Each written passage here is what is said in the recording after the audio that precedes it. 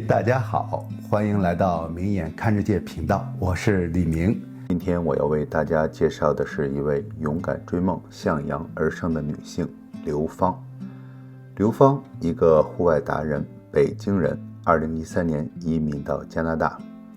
这次聊天，我们从做北京打卤面开始，我知道那是她对家乡的味道，也是她生活的起点。吃面不吃蒜，香味少一半。这次让我们放纵欢笑，去溪流探水，去寻找那种快乐。刘芳的生活呢，丰富多彩。她不仅是滑雪教练，还是枪械专家，更懂得如何在户外活动中保障自己的安全。她告诉我们，生活不仅仅是生存，更是要活得精彩。只要有勇气和决心，无论身处何地，我们都能找到属于自己的方向。在接下来的视频里，请跟随我们一起来感受她的户外世界，去领略她的生活态度。如果您喜欢我们的节目，别忘了点赞、分享和订阅，谢谢大家。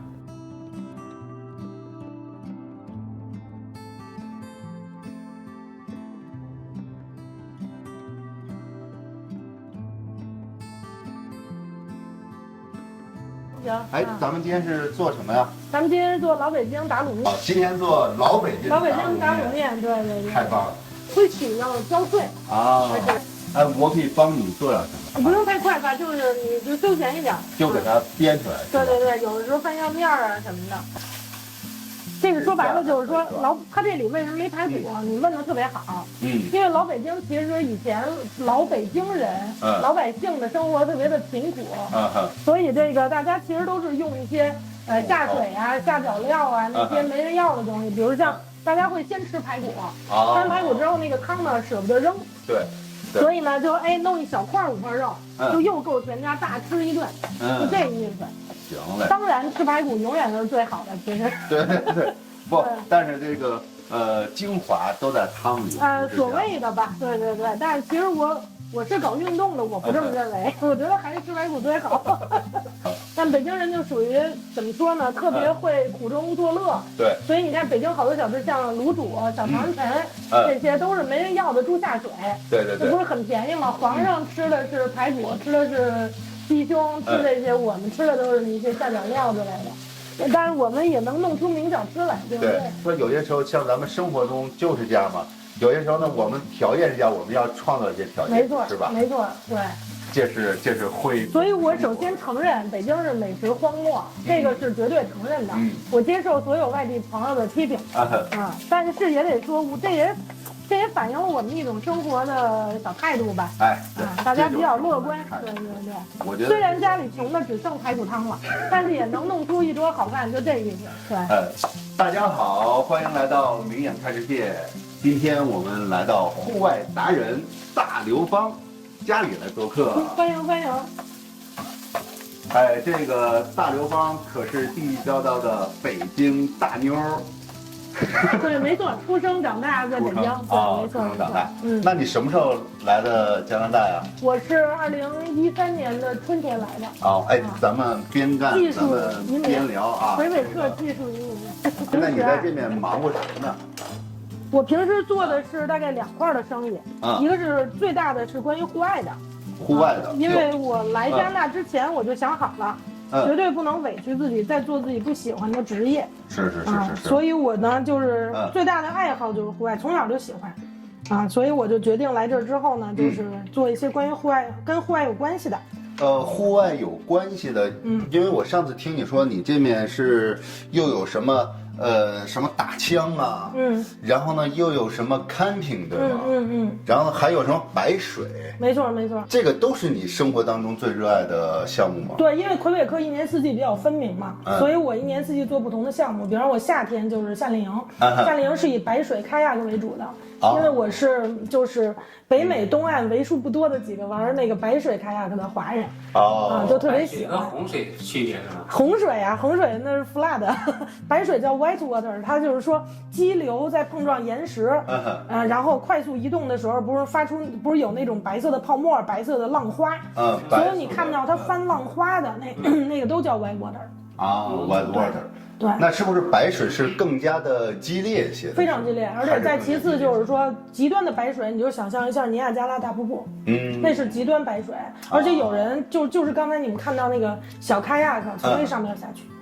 但是没存活，没存活，不可能存活是吧？对，但是历史上有人存活了。但是你说就是尼亚加拉大瀑布，我跳过的瀑布就是在这个亭里边跳过的瀑布是10多尺的，也就是说大概3米多4米。这种的说是没有问题的，只要你会一定的 technique， 就是技术方面好的话，就是没有任何问题的。对，前几天还跟我朋友一起去了那个护士马达湾去白水去露营去了。对，我们就在白水边上扎营，因为白水是非常干净的水，因为它是快速移动的，所以它没有蚊虫，没有淤泥。附近的营地都比这种净水营地要好很多。OK， 对。那这个是不是做白水运动的这个时候，假如说 camping 啊怎么之类的，那是不是要注意一些什么安全的一些？非常要注意，光安全我们就要讲好多课呢。我本人最早接触白水是我在这儿读了一个 college Vanier College，然后呢参加他们的 summer program， 然后就是 summer school。最先接触的是这个，后来我就开始就是跟我自己的教练关系很好，他自己是 McGill University 麦吉尔的那个白水俱乐部的教练。他就说，他说刘芳你的传感特别好，然后也喜欢，胆儿也大，他说你来给我做助教吧。你是被忽悠了，还是就是这个传感特别好？喜欢，确实喜欢，因为我从小就喜欢划船。我们当时summer school 是26个人，肯定只有我一个亚裔，然后那个我是唯一一个满分毕业的，所以老师就喜欢我嘛，然后就说我给你提供一份 summer job 吧，你也没钱，也没有工作，新来的。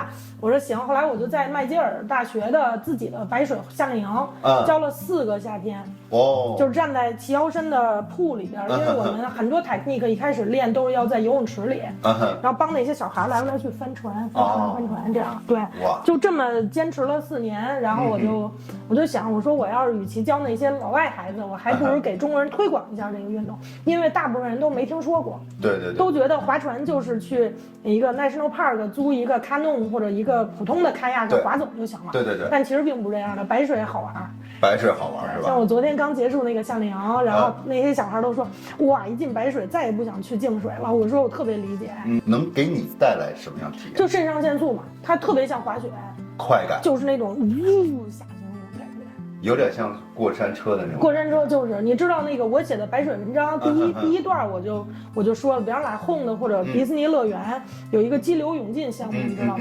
那个就是白水的灵感对你下去之后哗那样。那种感觉，冲瀑布的感觉，哇，挺好玩的，确实挺有意思。你是学幼儿教育起身的是吗？没错。你是什么职业或者什么专业？我2个大学，现在还在麦吉尔是我第3个大学，但我还没毕业呢。我3个大学都是 education。对，然后我原来在北京做高中英语老师的。哎呦，乖，对，就特别喜欢那个。不是，我听的好像就是这个职业，就感觉你是跨度特别大，然后呢什么都干过，然后呢这种跨度真的，好像哪行都不搭嘎那种感觉。我还教滑雪呢，冬天对，还有滑雪，从来没有休息过。所以你刚才问那个问题特好，你说你是怎么平衡？我不得不说，之前没有平衡过。对，之前都是。1整年几乎是不休息的。有的人看我发朋友圈说，你看你整天在玩，我玩是在 education， 我是在教别人，你身上有责任，然后你还得以别人为先，没有什么太多的就是乐趣。但是就是工作反而就是比较为主了。没错，虽然说工作内容是玩，就跟说你导游的乐趣跟游客的乐趣是不一样的。对。但是这里面就像你说的，就有一个责任在里面，所以呢，他跟自己要玩起来那种感觉是不一样的。对，很辛苦，所以今年我准备自己玩一下。奖励点自己什么？奖励点儿，刚才那房车你看见了，那是我从12岁的梦想。12岁那年第一次在 MTV 里看见 Airstream，就特别喜欢。休斯敦去德克萨斯参加一个枪展，因为作为枪校老板，我接到了邀请。哦，对，就是德州，你知道德州是一个很多枪的生产厂家呀，对，都在那儿。我被邀请去德州参加枪展，然后我们俩就准备正好孩子小学毕业旅行，我的生日旅行，然后我们又特别喜欢 road trip，而且是妈妈 Nina only 的 road trip，我们俩在北美到处溜达。不是，身为父母啊，你又是学幼儿教育的，那对你现在的这种理念来讲，你这么做对于孩子来讲，他能得到什么样的锻炼呢？我们家孩子跟小兵似的，从小就自理能力，还有各种各样的这个抗击打能力特别强。OK， 然后这个生存技巧也很强。另外他的什么沟通啊，然后包括你知道睁眼看世界嘛，你带他读万卷书行万里路，这个肯定是受益无穷的。睁眼看世界，怎么我看这看世界就很熟呢？我们家孩子从第9天开始，我就带着去旅行，然后就是一开始是在车后座上，在那个婴儿摇篮里边，后来就是婴儿座椅，然后就是我们背着上重庆、上武汉，坐高铁、坐飞机。就这么抱着，特别小，1岁，然后1岁多又来这儿，然后去日本都是抱着，反正就是全世界各地玩。上飞机就睡觉，然后一睁眼就看世界。没错。现在我跟孩子，我们2个的妈妈 Nina only 的 trip，已经开车就是除了美国那个阿拉斯加没去过之外，剩下都去过了。哪儿都整个北美转遍了。哎呦，真好！我觉得这种生活的这种方式，我觉得对于家庭也好，还有对于孩子也好，就像你说这种独立性，我觉得现在真的是有些时候啊，我们就更加需要让孩子多一些这种没错锻炼。对，世界就这么大，我们就得去看一看，没错，走出看一看，特别去跑一跑。我发现有些时候这个灵感就随之也就过来了。没错，就是有些时候呢，你多看一看外头呢，有些时候呢，就跟你现今所做的一些东西呢，你就可以能做到一个比较，或者是你知道自己哪些地方需要再进一步，然后呢，或者我需要结合着我现有的东西，然后呢来做成什么样的东西，没错，对吧？就有一个新的理念又出来了。对，我是觉得每次出去之后再回来，小到就是说去跑1次步，然后大到说上环球旅行之类的哈，就是说每次出去之后再回来，自己对这房子里边的人生，都会有不同的见解了，感受也不一样，对，所以这就是出去的意义吧。出去的意义就是这样，去感受一下。不喜欢户外的人会觉得你这不是花钱找罪受吗？比如像我爸妈他们倒是挺支持我啊，但是他们也不是很能理解为什么要特种兵似的爬上飞机，下了飞机开5个小时车到 Trailhead 就低着脑袋背着几10公斤的东西狂走6天，然后又跳上飞机再回来开会，他们不能理解这样玩的方式。我妈说你为什么不能租个好一点的酒店消停，看看圣路易斯湖难道不漂亮吗？你要去其实我们这邻居小镇子什么的，大部分人还是一句英语都不会的。对，几乎沟通不了。好像我觉得一出了喇叭，基本上尤其到640那一线，基本上都是法语了。没错，就那边的那是 Runa 啊什么之类的，你去那儿那店员，你给他说英语不懂，一点都不懂啊。然后你等等，都没法点菜。你等等，我去给你找一个说英语的翻译啊，找说英语的人来啊，就是这样。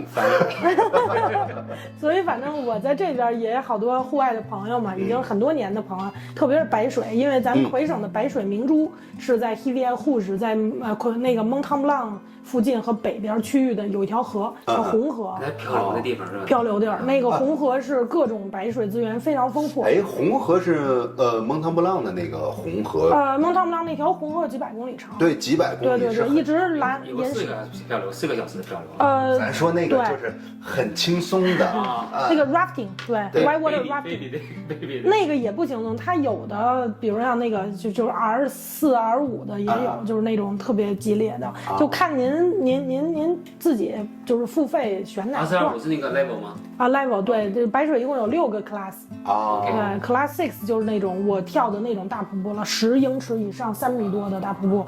如果要是底下的话，就是大概1米的呀、半米的都有。但是也挺可怕。到24就有点刺激了。对，你到这种像挑战那种的话，是不是之前就要把这个地况全部都要了解一下？你要跟着公司漂流就无所谓。对。但是如果你要跟着我们俱乐部的话，你不了解是绝对不能让学生下的。也就是说，你之前在决定在这块地方做这个活动的时候，你是已经肯定的，对，一定要看水图，然后跟教练去沟通，然后呢还得看当时的云图，就看它有没有突然发水的可能性啊，下暴雨的可能性啊，风啊，这些都会很影响。所以我之前的功课对，而且头一天我们一定要提前到那儿，要先踩点儿，自己先走一遍。特别是开亚克这东西容易翻，翻了之后我们确实在铺里、在游泳池里都已经练过了，有4种方式把它翻回来。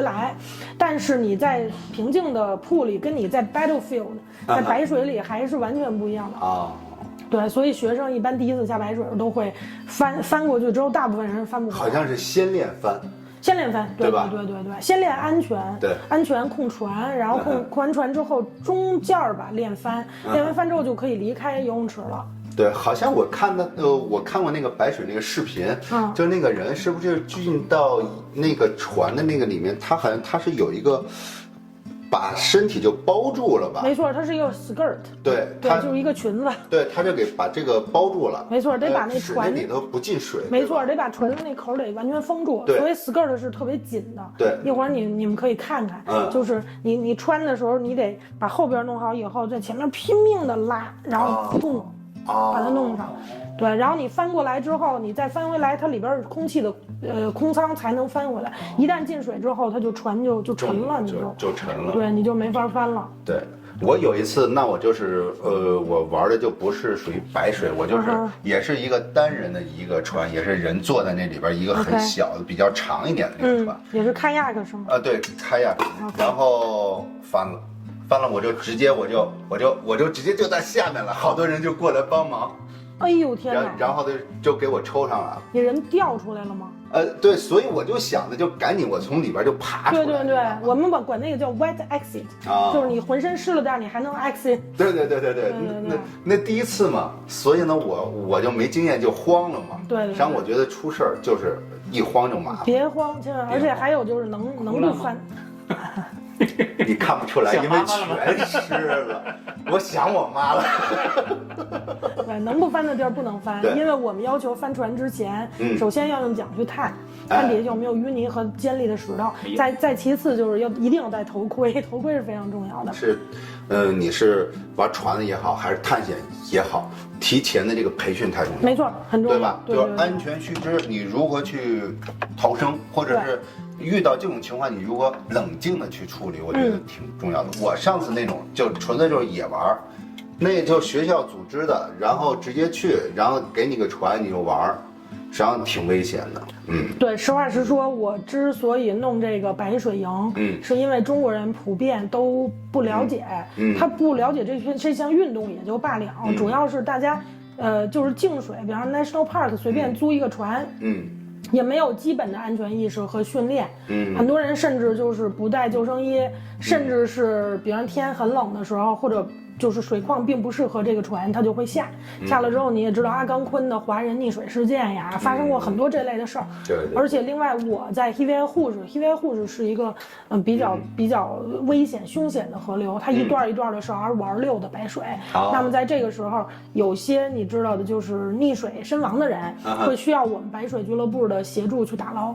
然后我参与过很多这种救援呀、打捞啊。我就觉得这个还是比较危险的，所以我也想给华人就是在这方面提个醒，就是说一定要有一些哪怕1个小时、2个小时的基本的安全装备和控船训练，这3个必不可少在下水。